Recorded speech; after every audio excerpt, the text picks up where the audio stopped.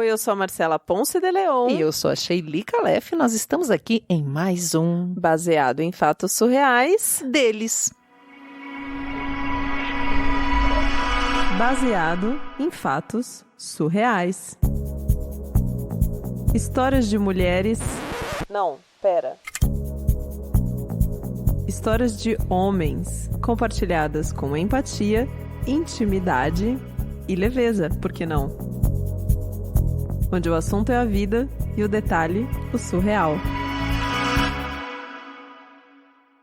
Eu mudei para São Paulo, acho que foi 2013. Eu vim para cá em busca de um novo ar, assim, de vida, porque eu estava empreendendo na minha cidade de origem, não deu certo, a gente desfez a sociedade, perdi dinheiro, então eu vim para cá, assim, com uma mão na frente e outra atrás, junto com um amigo, e para você ter uma ideia, eu fui morar ali na região do Paraíso, na Paulista, numa república onde moravam outras 15 pessoas. 15 pessoas, assim, de diferentes lugares. 15 pessoas num apartamento? Na mesma casa. Que maravilha, hein? Socorro! Era bem desse jeito, assim. E cara, o que eu consegui na época, pra você ter uma ideia, foi um estágio. Eu não consegui nenhum emprego. Eu consegui um estágio, eu ganhava, assim, R$600, tinha um custo fixo de R$450 com a República e... comia vento. Né? Você pode imaginar que com R$150 não dá pra fazer muita coisa, né? Não dava pra fazer naquela... Hoje não dá pra fazer nada. Naquela época dava pra fazer um pouquinho, mas era bem complicado, assim, era bem complicado.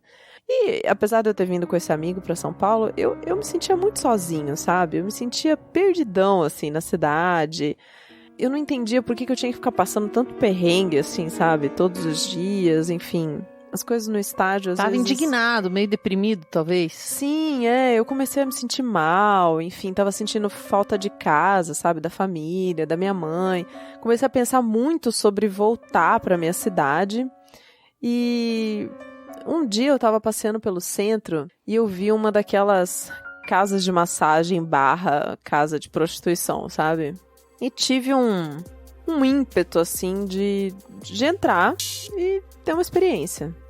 Não era uma coisa glamourosa, mas na minha situação de uma pessoa que ganha R$600 por mês, o custo daquela experiência era um custo alto, certo?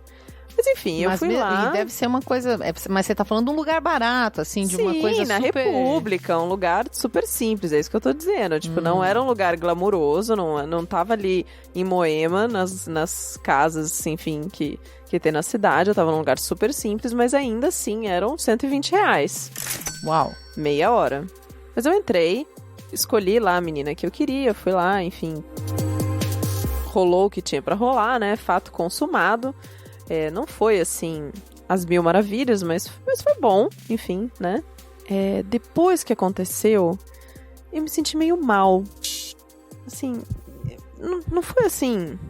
Eu tava satisfeita, eu tava aliviado, mas eu fiquei com uma sensação esquisita. Assim. E você nunca tinha pagado por sexo? Você nunca tinha feito isso? Nunca. Foi a minha primeira vez, assim, na vida. Não foi bom. Eu fui embora pra casa, com aquela coisa, assim, com aquela sensação, né, pós. Só que passou uma semana, aquele pensamento de novo de que tá tudo uma bosta aqui em São Paulo, aquela vontade de voltar pra casa, aquela sensação de solidão, me deu vontade de novo de ir nesse lugar.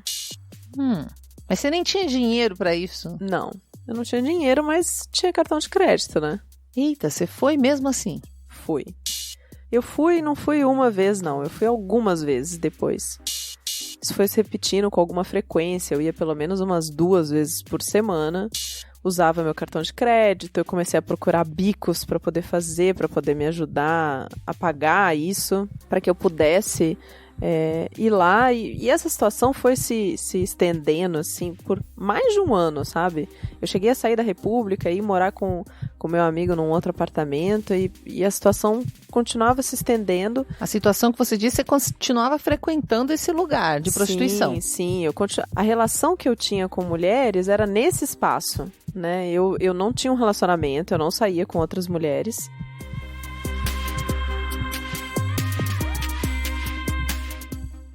eu buscava conforto nesse lugar, né? Era onde eu ia buscar conforto.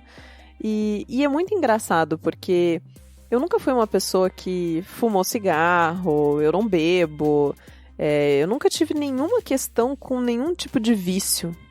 Mas num determinado momento, eu percebi que o que estava rolando ali é que eu estava meio viciado naquela experiência, naquela situação, naquele jeito de me relacionar com uma mulher.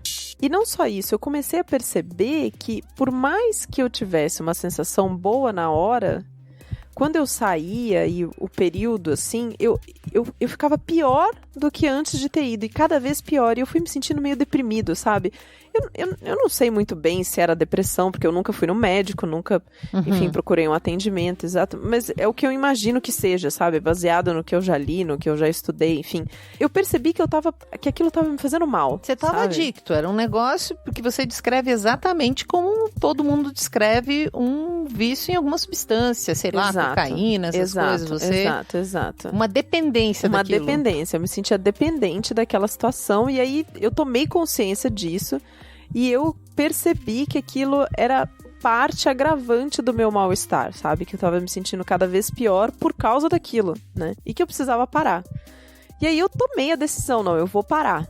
Eu vou parar de ir nessas casas de massagem, eu vou parar de ir nesses lugares de prostituição, porque isso não tá me fazendo bem. Mas entre eu parar até eu realmente não mais ir nesses lugares, assim, foi um tempo, assim, de 6 a 8 meses, assim, até eu não ter nenhum tipo de recaída. Entre você decidir por parar e realmente conseguir parar. E realmente parar. E o que aconteceu é que, bom, quando eu decidi parar, eu decidi que eu também não ia passar perto do lugar, sabe? Porque era um lugar que tava meio no caminho, assim, de coisas que eu fazia, né? Entre onde eu tava morando e onde eu tava trabalhando na época, que até, né, depois de mais de um ano eu tava até com um emprego melhor também. E eu resolvi que eu não ia passar mais por ali. Só que essa decisão e a consciência de que eu tava mais longe do lugar causava mais ansiedade, sabe? Eu começava a ficar mais nervoso, com mais vontade de ir lá. Às vezes me dava um suor, assim, uns calafrios, umas coisas muito esquisitas, assim. Tinha dia que não tinha condições, eu acabava indo, sabe? Eu acabava indo. Você tinha sintomas físicos? Eu tinha sintomas físicos, de ansiedade, assim, de saber que eu decidi que eu não vou e pensar que o lugar tá mais longe, que talvez eu não possa conseguir aquilo, sabe? Enfim, o tempo foi passando, eu fui administrando isso, eu fui administrando sozinho. Na minha cabeça, né, da onde eu venho e como eu fui criado, esse negócio de terapeuta não existe, assim, não tem essa. É como ir pra Disney, falar inglês, sabe? Eu cresci num lugar onde isso não fazia parte, assim, da nossa vida, da nossa história. Assim, eu nem imaginava uma coisa dessa, assim. Hoje eu consigo considerar isso um pouco mais, mas naquela época não, assim. Então eu fui em busca disso sozinho, eu conversei com algumas pessoas próximas que eu sentia que tinha abertura, e aos poucos, assim, hoje na mesma linha de um Alcoólicos Anônimos, assim, que você conta os dias, né, eu posso dizer que eu tô há 4 anos e meio sem nenhum tipo de contato com prostituição. E eu entendo, e eu até procuro conversar, assim, com alguns caras quando rola uma abertura, sabe? De vir desse assunto tocar em algum momento, né? Eu costumo conversar porque eu entendo que isso é uma questão antes da prostituição, assim. Isso tem a ver com a pornografia, né? A maneira como nós, homens, somos colocados em contato e somos educados sexualmente através da pornografia e o que isso reflete na nossa vida, sabe? Então, muitas vezes eu procuro conversar com amigos meus sobre o assunto, assim, trazer essa questão pro assunto. E hoje posso dizer que eu tô curado, né? Hoje eu tenho uma namorada. Demorou pelo menos, assim, uns 2 anos depois que eu passei por toda essa situação, assim, até que eu me sentisse à vontade para poder me relacionar com uma mulher e não olhar para ela da mesma maneira como eu olhava para aquelas mulheres, sabe? Porque o que acontece é que a minha relação com a mulher, ela estava viciada, e na maneira como eu olhava as mulheres ao meu redor, com as quais eu me relacionava, entendeu? Então isso precisou mudar na minha cabeça para que eu conseguisse estabelecer outra conexão com elas, diferente daquela que eu estabelecia dentro da casa de massagem, sabe? E hoje eu tô super feliz, tenho essa namorada, enfim, procuro... Eu até gostaria de me envolver em questões onde eu pudesse trazer meio que levantar uma bandeira, sabe? Pra poder falar sobre isso, mas infelizmente minha vida não permite com as coisas que eu tenho feito agora de trabalho. Tô ainda bem, graças ao meu esforço, numa situação muito melhor do que estava quando cheguei em São Paulo, né? Vivo bem, não tenho mais 15 pessoas em casa, nem tô passando fome, tá tudo certo. Enfim, E você acha que isso tem a ver com o fato de você ter melhorado? Você tá numa condição melhor, com uma autoestima melhor, resolvendo as coisas melhor? Ah, com certeza. Com certeza, tudo o que aconteceu a partir do momento em que eu percebi o quanto aquilo estava me fazendo mal e me enfiando cada vez mais para baixo, né?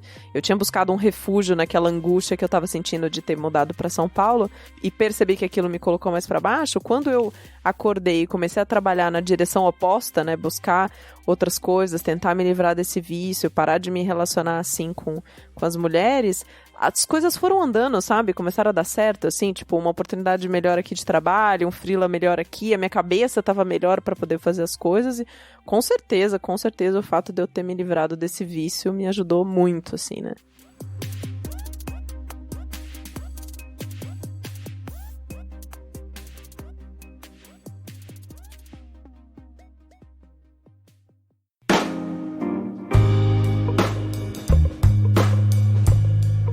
Olha, parabéns para você que mandou essa história. Acho super ousado e difícil para um homem reconhecer quando ele trata uma mulher como objeto, né? Sim. E também ter tanta clareza de que foi a pornografia que foi essa porta para que ele visse as mulheres assim, né? Porque não é só um vício em pornografia, é uma forma de olhar a mulher como algo que não é um ser humano, né? Ele teve que reprogramar o cérebro para conseguir ser feliz ao lado de uma mulher, né? Sim, é muito louco. E é engraçado essa questão da terapia, por exemplo, pra mim foi uma coisa assim, eu tô sentindo que alguma coisa tá me fazendo mal, eu vou procurar uma ajuda de um terapeuta, né? E foi muito engraçado quando a gente conversou e ele me falou, não, mas isso não faz parte do meu repertório, né? Isso, quando a gente aqui agora tendo que contar uma história de um homem e pensar como é o universo das questões que estão na cabeça dele, que é muito diferente da nossa, assim, putz, que loucura, que loucura. É uma loucura, mas é que a terapia, ela é uma coisa cara ainda, né? Hoje já tem serviços mais baratos e sociais, e dá pra encontrar, só que ainda existe um resquício de uma coisa de que é pra louco, de que é pra quem não... E realmente, um caminho solitário na cura de um vício é um caminho mais difícil. É um caminho muito árduo. E que interessante observar, porque quando a gente fala vício em sexo, às vezes as pessoas falam, vício em sexo, viciado em sexo, a gente não relaciona muito, ou eu, pelo menos na minha cabeça, não relacionava tanto com essa ideia de um vício em uma substância. Mas pelo que ele descreve, é exatamente a mesma coisa. Você busca porque te deixa melhor no começo, depois aquilo te deixa pior do que antes. Uma dificuldade tremenda, né? De suar, de ter calafrio. Ter cada vez mais vontade, essa sensação da ansiedade, né? Muito de uma abstinência quando não faz, né? Que complexo, que surreal. Surreal mesmo. E vocês que estão acompanhando a gente, essa é a 4ª história dessa sessão especial de casos deles. A gente quer ouvir a sua opinião, então coloca pra gente lá o que você achou desse caso no Twitter, @BFSurreais. E para contribuir para que esse podcast cheio de empatia chegue cada vez a mais ouvintes, apoia.se/BFSurreais. A partir de R$5 você já faz parte desse projeto e contribui para que ele chegue toda semana no seu radinho. E de várias outras pessoas, né, Sheili? Isso, até o próximo caso surreal.